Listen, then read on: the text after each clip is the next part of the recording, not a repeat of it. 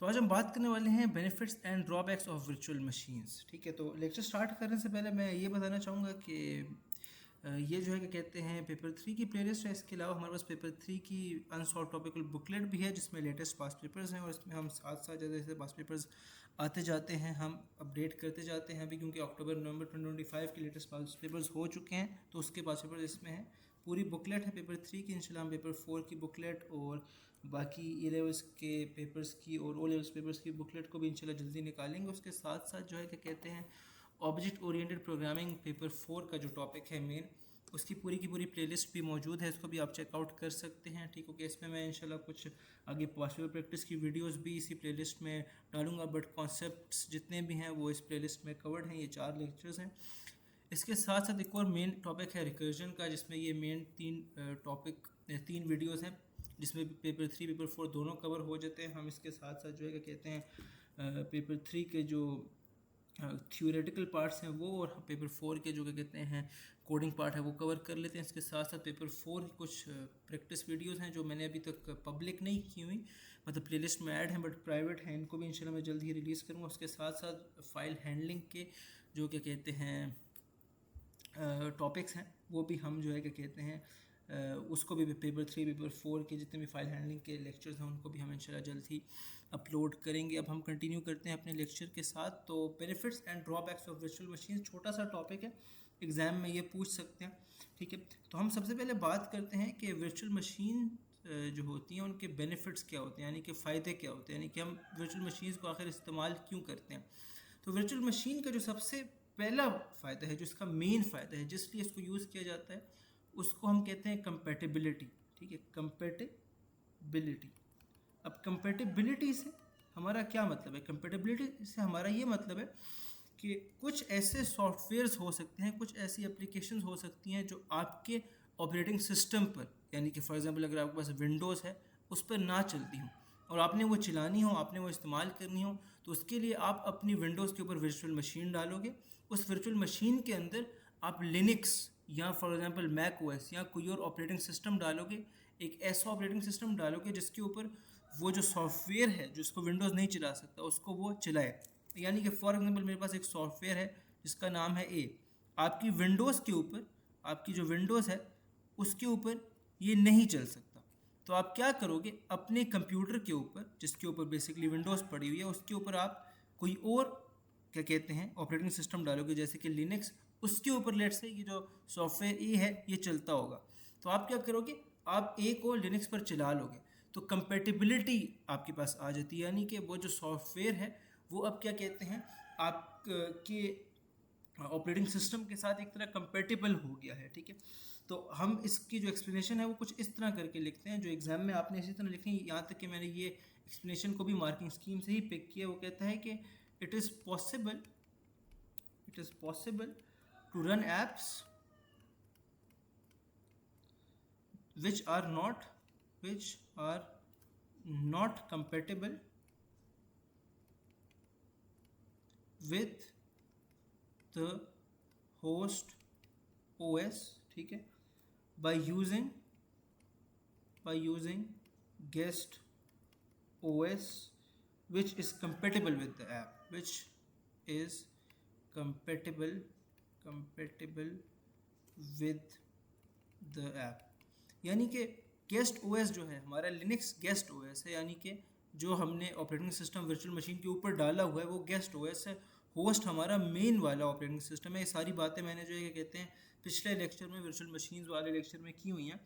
ठीक है, तो आपके पास जो है वो कहता है कि आप जो ऐप्स जो है अपने होस्ट ओएस पे मेन ओएस पे नहीं चला सकते, जो कंपेटेबल नहीं होती, वो आपकी गेस्ट ओएस पे कंपेटेबल होती हैं और इसलिए आप उनको चला सकते हो। ये मेन है।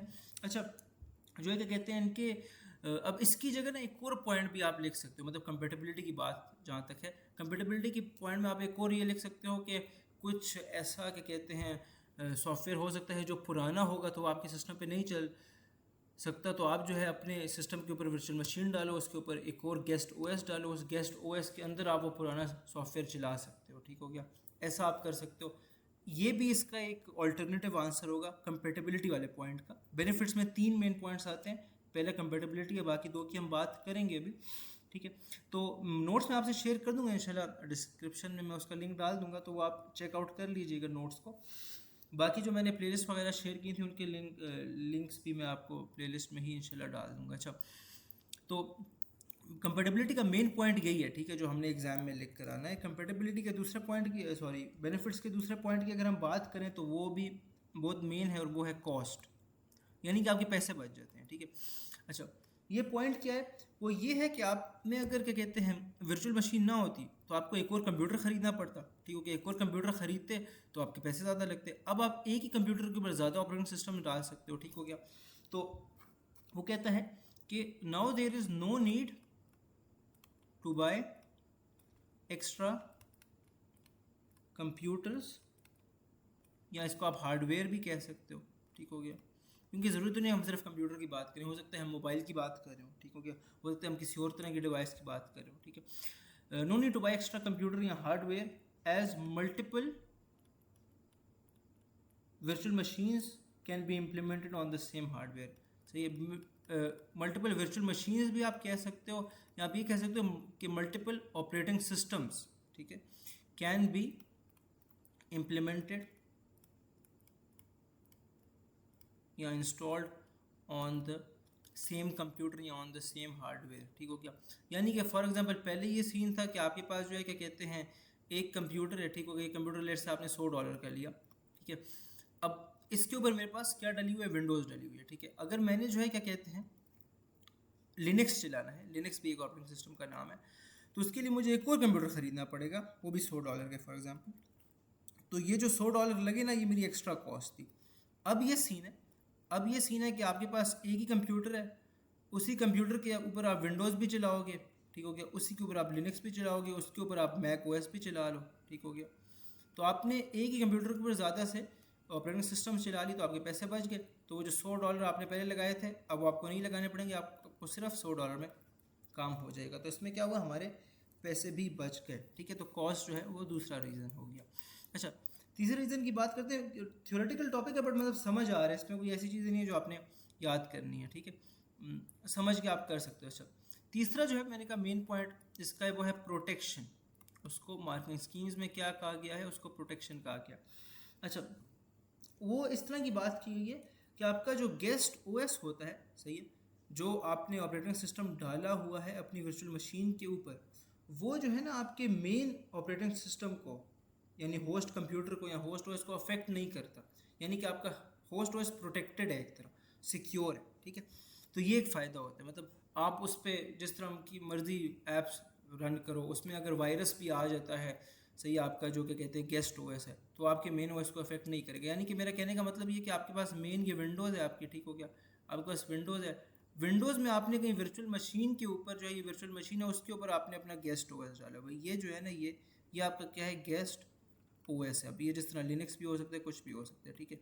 सीन ये है कि यहाँ पर आप कुछ भी डालो, ठीक है, कोई भी प्रोग्राम रन करो, इसको क्रैश कर दो, ठीक हो गया, इस पर जो है बहुत हैवी प्रोग्राम्स डालो, इस पर फॉर एग्जांपल वायरस आ जाता है, ठीक हो गया, कुछ भी आ जाता है ना, वो ये वर्चुअल मशीन के अंदर ही है, वो बाहर की जो आपके पास जितना भी कंप्यूटर है ना, जो विंडोज़ है, ठीक हो गया, इसको आप कह सकते हो कि ये आपके पास गेस्ट नहीं, ये आपके पास होस्ट ओएस है, या आप इसको होस्ट कंप्यूटर भी कह सकते हो। आपके पास जो होस्ट कंप्यूटर है, ठीक है, इसको अफेक्ट नहीं करता क्योंकि वो वर्चुअल मशीन के अंदर बंद है, ठीक है, उससे बाहर नहीं निकल सकता। तो ये इसका मेन फ़ायदा है। एग्ज़ाम में मार्किंग स्कीम से इसके एक ही क्या कहते हैं पॉइंट के अंडर 2-3 किस्म की डिफरेंट एक्सप्लेनेशन फॉल करती हैं, वो मैंने नोट्स में ऐड की हुई हैं, आप वहाँ से चेक कर सकते हो। बट यहाँ पर मैं मेन वाली लिख रहा हूँ, वो ये कहता है, और ये बुक में भी यही लिखी हुई है, वो कहता है कि यार द गेस्ट ओएस, यानी जो आपने ऑपरेटिंग सिस्टम डाला हुआ है अपनी वर्चुअल मशीन पे, डज नॉट अफेक्ट नहीं करता, does not affect what, anything outside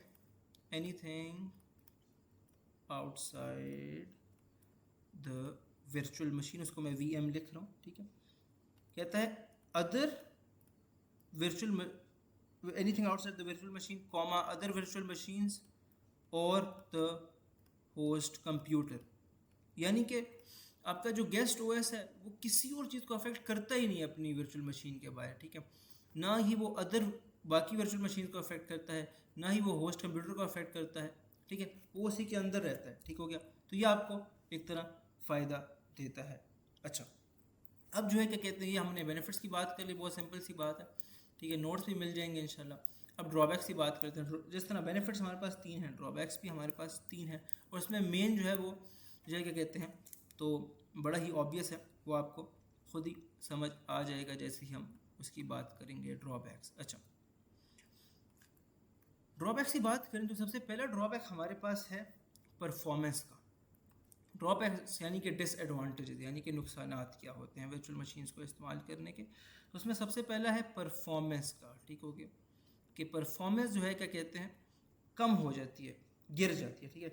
अब एक बात यह कि अगर आपके पास अपना एक कंप्यूटर होगा, ठीक है, उसकी फॉर एग्जांपल 4 GB आपके पास रैम है, ठीक हो गया, उसके पास लेट से आपके पास 256 GB जो है क्या कहते हैं हार्ड ड्राइव है, ठीक हो गया, उसमें आपके पास पूरा का पूरा CPU अवेलेबल है, 100% CPU है आपके पास, ठीक हो गया। अब अगर आप इसी कंप्यूटर के ऊपर, सेम कंप्यूटर के ऊपर आप जो है क्या कहते हैं एक आपने विंडोज़ डाली हुई है, ठीक हो गया, तो अभी तो विंडोज़ के पास सब कुछ है ना, यानी कि विंडोज़ के पास जो है क्या कहते हैं रैम भी है 4 GB, वो 256 GB जो है क्या कहते हैं हार्ड ड्राइव भी है, 100% जो है CPU भी है, ठीक हो गया। मगर जब आप इस पर लिनक्स डाल दोगे ना, तो अब कुछ परसेंटेज इसकी लिनक्स को मिल जाएगी, यानी कि हो सकता है इसको 1 जो है क्या कहते हैं GB रैम मिल जाए और इसके पास सिर्फ 3 GB रह जाए, इसके पास सिर्फ 3 GB रह जाए। हो सकता है, मैं सिर्फ एग्जांपल के तौर पर लिख रहा हूँ, इसको 56 GB हार्ड ड्राइव भी मिल जाए, इसको 56 GB हार्ड ड्राइव मिल जाए, उसके पास सिर्फ 200 रह जाए, ठीक है। ऐसा हो सकता है कि अब जो है क्या कहते हैं 30% ऑफ द CPU को ये यूज़ करेगा, ठीक हो गया, 30% ऑफ द CPU को ये यूज़ करेगा और ये बाकी 70% को यूज़ करेगा।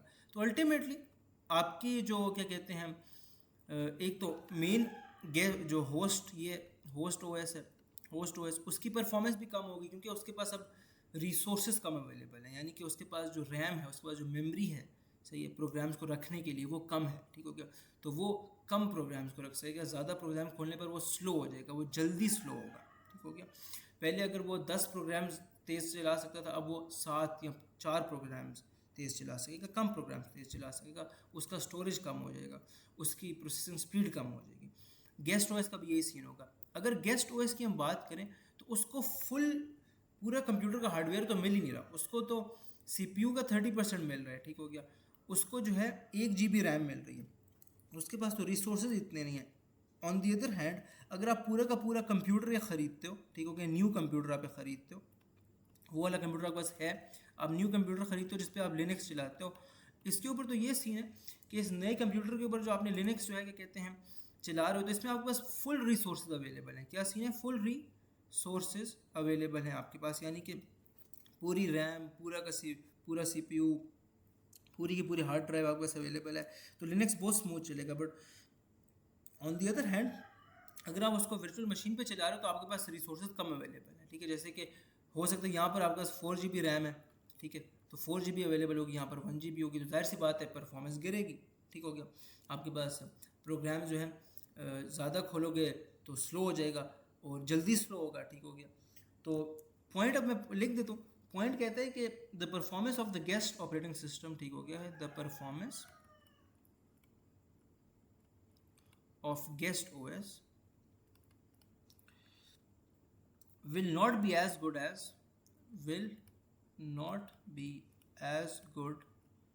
on a virtual machine, मैं इसको VM लिख रहा हूँ, on a virtual machine as it would be on its own machine या on its own original machine, ठीक हो गया। और ये क्या कहते हैं मार्किंग स्कीम में इसने ये भी लिखा हुआ है बिकॉज ऑफ एक्स्ट्रा कोड, सही हो गया है, या मोर रैम बीइंग यूज्ड।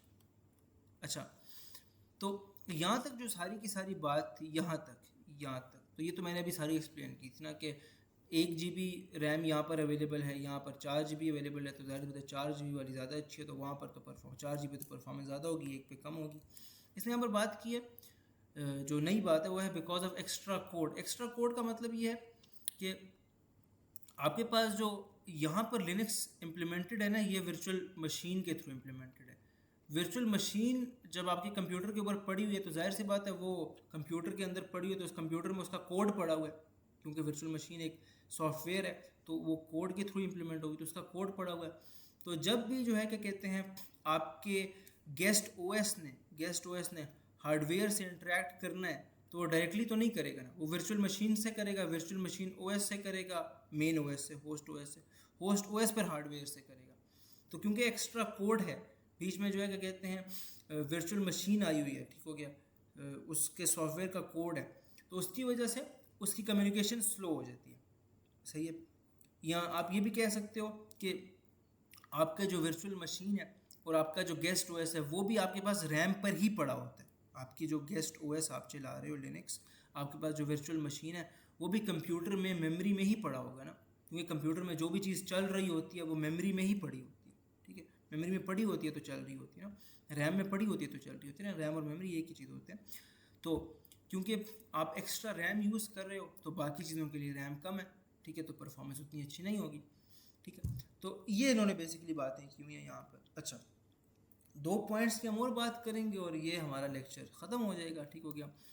दूसरा पॉइंट है कम्प्लेक्सिटी, जो कि बुक में भी मेंशन है और बहुत सिंपल सा पॉइंट है।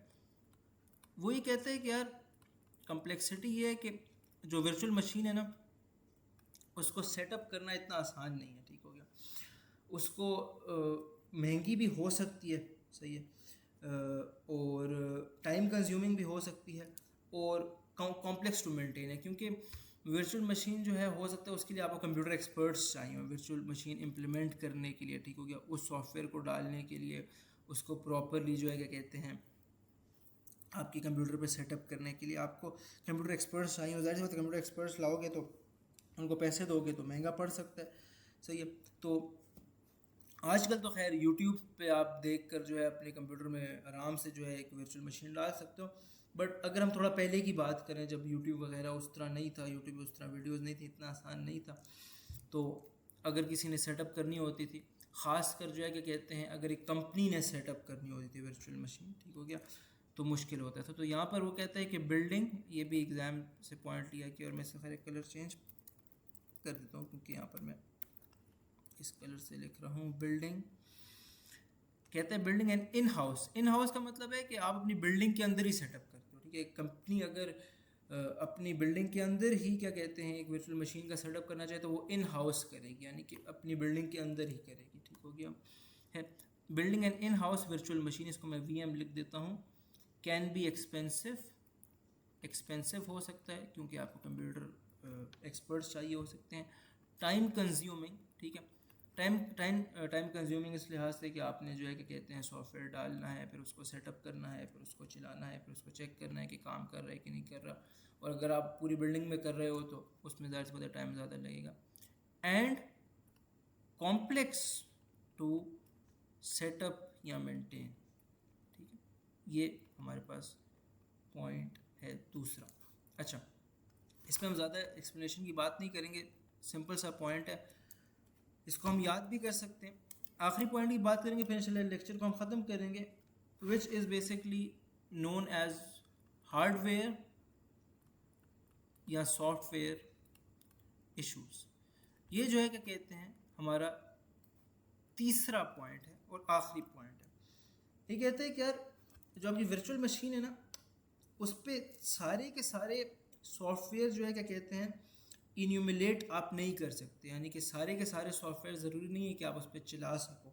उसका मेन ये रीज़न होता है कि कुछ सॉफ्टवेयर जो है क्या कहते हैं दे आर टू स्पेशलाइज्ड या too complex for the virtual machine to accurately क्या कहते हैं कॉपी, एक्यूरेटली इन्यूमुलेट। ठीक हो गया, यानी कि आपका जो वर्चुअल मशीन है वो एक तरह आपके ऑपरेटिंग सिस्टम को जो है क्या कहते हैं चला रहा होता है, और उसके ऊपर जो है क्या कहते हैं एक तरह बाकी जितने भी ऐप्स हैं उनको इमिटेट कर रहा होता है। ठीक हो गया, उनको इन्यूमुलेट कर रहा होता है, सही, उनको एक तरह चला रहा होता है।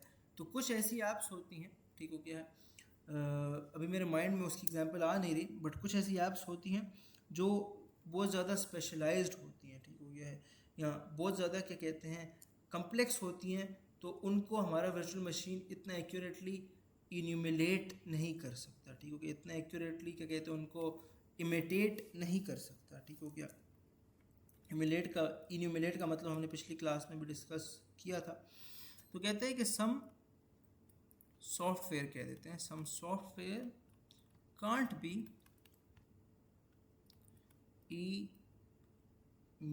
इन्यूमुलेट यार मैं क्या बोल रहा हूँ, इम्यूलेटेड मैं भी गलत बोल रहा था, चलें कोई नहीं। इम्यूलेटेड विद अ वर्चुअल मशीन, उसको इम्यूलेट नहीं किया जा सकता वर्चुअल मशीन में, उसको प्रॉपरली रिप्रेजेंट नहीं किया जा सकता। कहता है certain devices are too specialised और कॉम्प्लेक्स, टू स्पेशलाइज्ड, यार सी एग्जांपल थी मेरे माइंड में आ ही नहीं रही अब, वो पता नहीं क्या एग्जांपल थी। For the complex for the VM software या for the virtual machine software to imitate accurately, ठीक है। अच्छा, अगर ये पॉइंट याद नहीं होता तो इसके बजाय हम एक और पॉइंट भी लिख सकते हैं, और वो भी हार्डवेयर सॉफ्टवेयर इश्यूज़ के अंडर ही आता है। वो ये है कि सम ऑफ द होस्ट